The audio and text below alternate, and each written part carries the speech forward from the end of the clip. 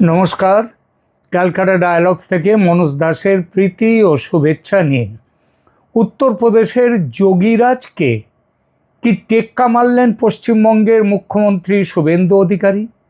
প্রশ্নটা যদি খোদ শুভেন্দু অধিকারীকে করা হয়, আমি নিশ্চিত তিনি সঙ্গে সঙ্গে লম্বা জিভ কাটবেন, বলবেন আপনার কি মাথা খারাপ হলো?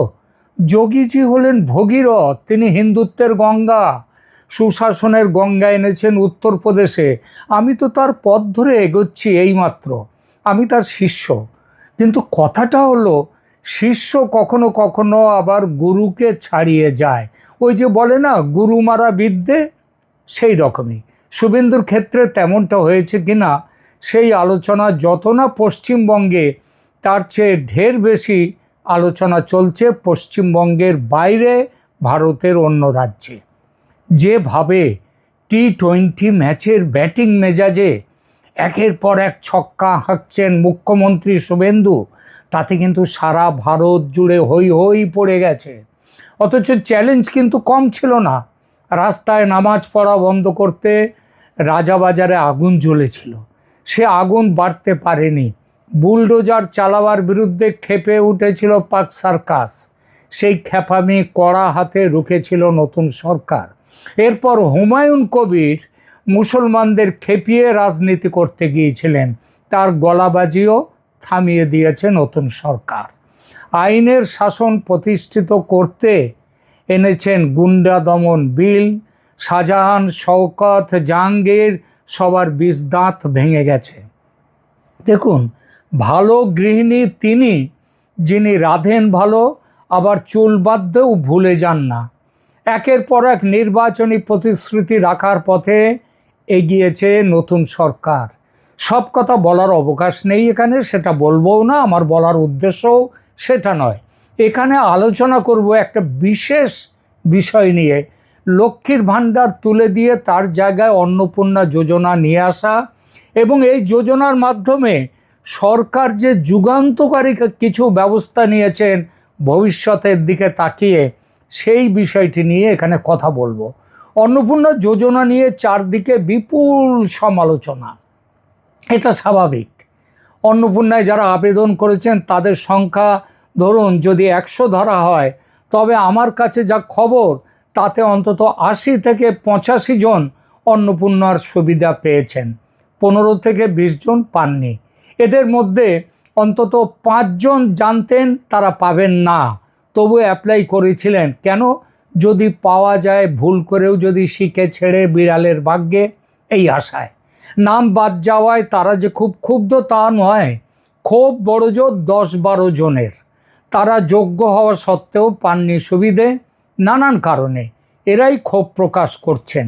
আর এদের কথাই বেশি শোনা যাচ্ছে এই কারণে যে যারা সুবিধা পেয়েছেন সঙ্গত কারণেই তারা রাস্তায় নেমে চিৎকার করছেন না। ফলে শোনা যাচ্ছে যারা নিজেদেরকে যোগ্য ভাবেন অথচ বঞ্চিত হয়েছেন তাদের কথা। আশার কথা এটাই যে তাদের কেসগুলো নতুন করে বিবেচনা করবে সরকার। আশা করা যায় ক্ষুব্ধদের সংখ্যা অচিরে কম হয়ে আসবে। যদিও সমালোচকদের মুখ যে বন্ধ হবে এমনটা নয়, সেটা চলতেই থাকবে। কিন্তু দেশ জুড়ে শুভেন্দু সরকারের যে ধ্বনি হচ্ছে এখন, তার অন্যতম কারণ আবার এই অন্নপূর্ণা যোজনা। কীরকম? এই অন্নপূর্ণা যোজনায় সরকার যে নির্দেশিকা জারি করেছে, অর্থাৎ কারা পাবেন কারা পাবেন না, সেই বিষয়টি নিয়ে এখনকার আলোচনা আমরা করব। এই বিষয়ে লক্ষ্মীর ভাণ্ডার থেকে অন্নপূর্ণা, এই উত্তরণে সরকারের মূল বিবেচ্য ছিল কল্যাণমূলক সামাজিক প্রকল্পের সেই দিকে নজর রেখে এটা চলবে, কিন্তু চলবে যোগ্যতার ভিত্তিতে। কারণ সরকারি স্কিম মানেই পশ্চিমবঙ্গে অন্তত হয়ে গেছে দানছত্র। এই মুহূর্তে আমি মুম্বাইতে আছি, মুম্বাইতেও এখানেও যে লাডলে বহেনা যোজনা যেটা হচ্ছে, সেখানে কিন্তু এই এতটা কড়াকড়ি নেই। এখানে মোটামুটি যাদের বাড়ি গাড়ি, এমনকি গাড়ি করে যারা ঘোরাঘুরি করেন, সেই সব বাড়ির মহিলারাও পর্যন্ত ফ্রিতে যতটুকু পাওয়া যায় তা নেয়ার জন্যে তারা এখানে ব্যস্ত এবং নামও লিখিয়েছেন, টাকাও পাচ্ছেন। সেই টাকায় হয়তো তাদের একদিনের ওই বিউটি পার্লারের খরচটাও ওঠে না, তা সত্ত্বেও তারা নাম লেখাচ্ছেন, পাচ্ছেন। কারণ ওই যে মানুষের একটা ঝোঁক আছে, ফ্রিতে কিছু যদি পাওয়া যায়, যতটুকু পাওয়া যায় ততটুকুই ভালো। তো পশ্চিমবঙ্গের ক্ষেত্রে এইটা করেনি শুভেন্দু সরকার। তার অনেক কারণ আছে। সরকার কি কেবল এক হাতে ট্যাক্স নেবে আর অন্য হাতে কোনো শর্ত ছাড়াই মাসের শুরুতে ভোটারদের অ্যাকাউন্টে টাকা পাঠিয়ে দেবে? নাকি এবার সময় এসেছে এই ধারণাকে পুরোপুরি বদলে ফেলার?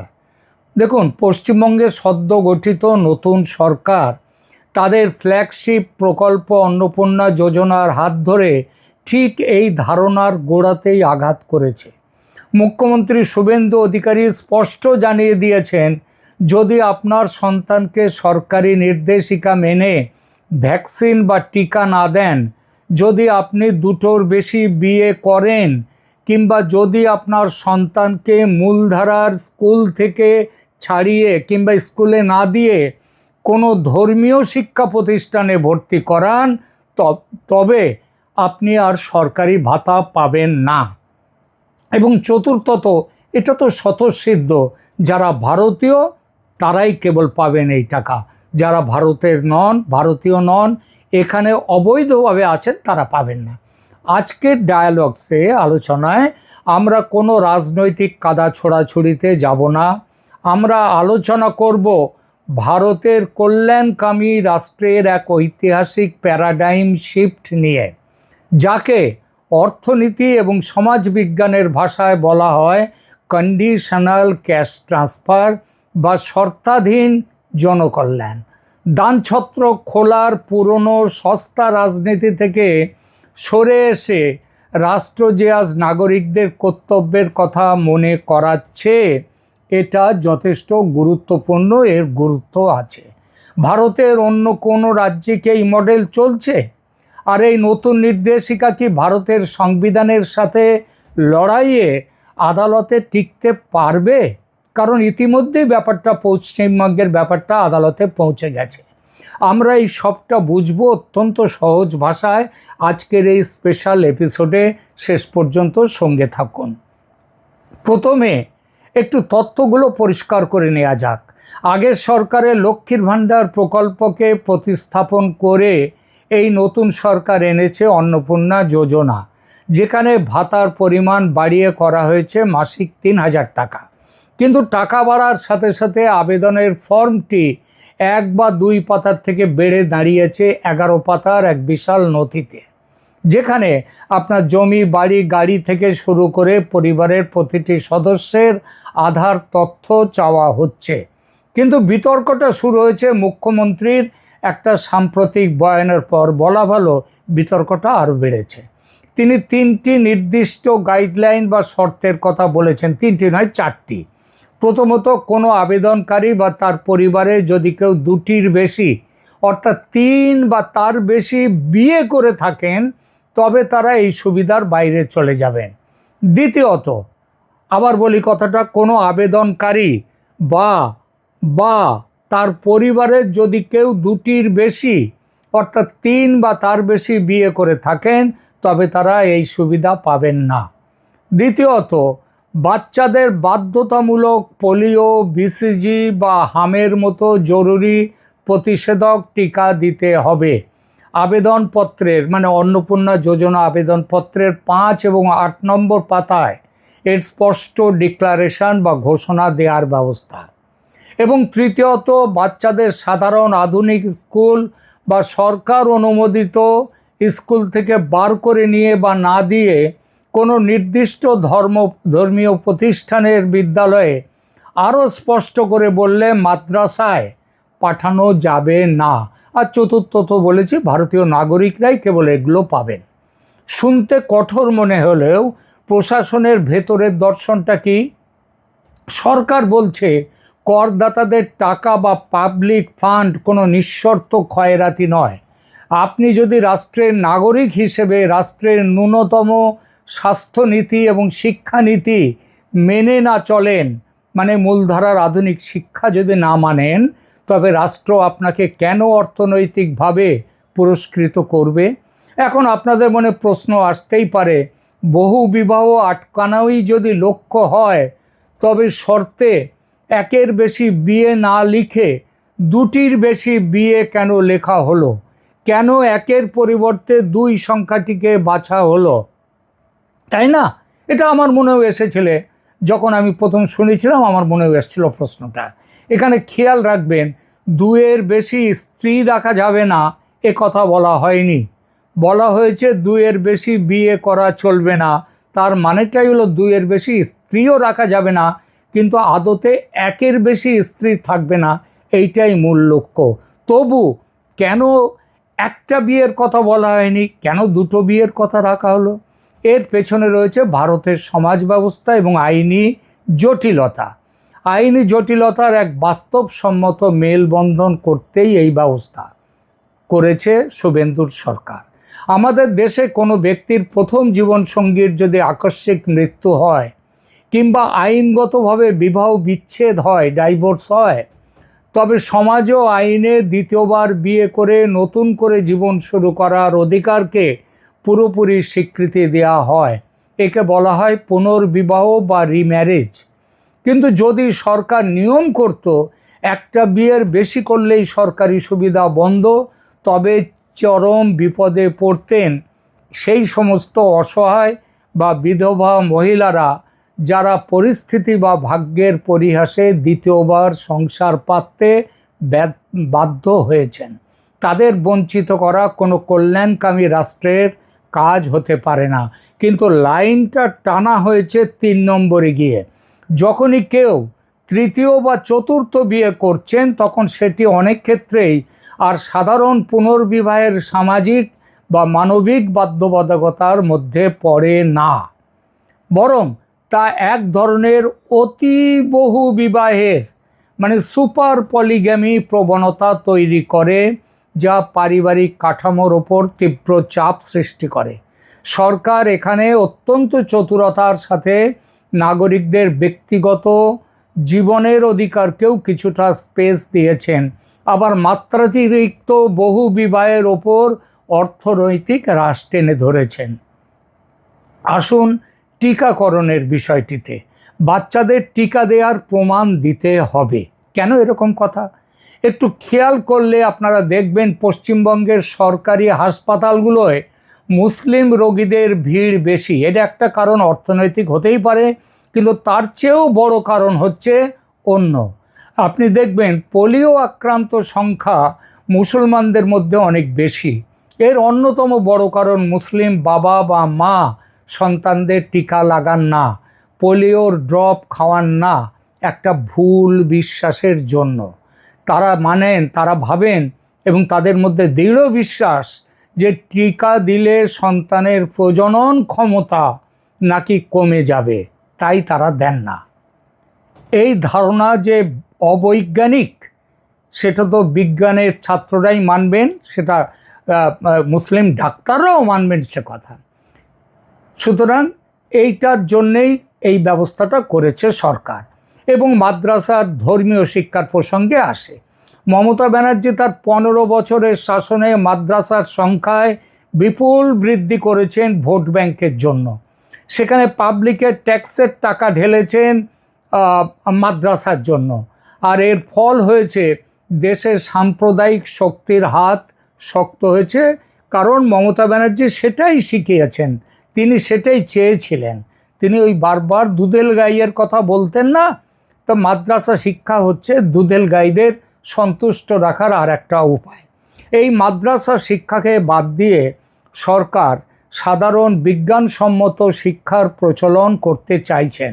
সরকারের বক্তব্য স্পষ্ট, সরকারের টাকা নিতে গেলে সরকারের নির্দিষ্ট নির্দেশিকা মানতে হবে, তোমার ধর্মীয় নির্দেশ মানলে হবে না।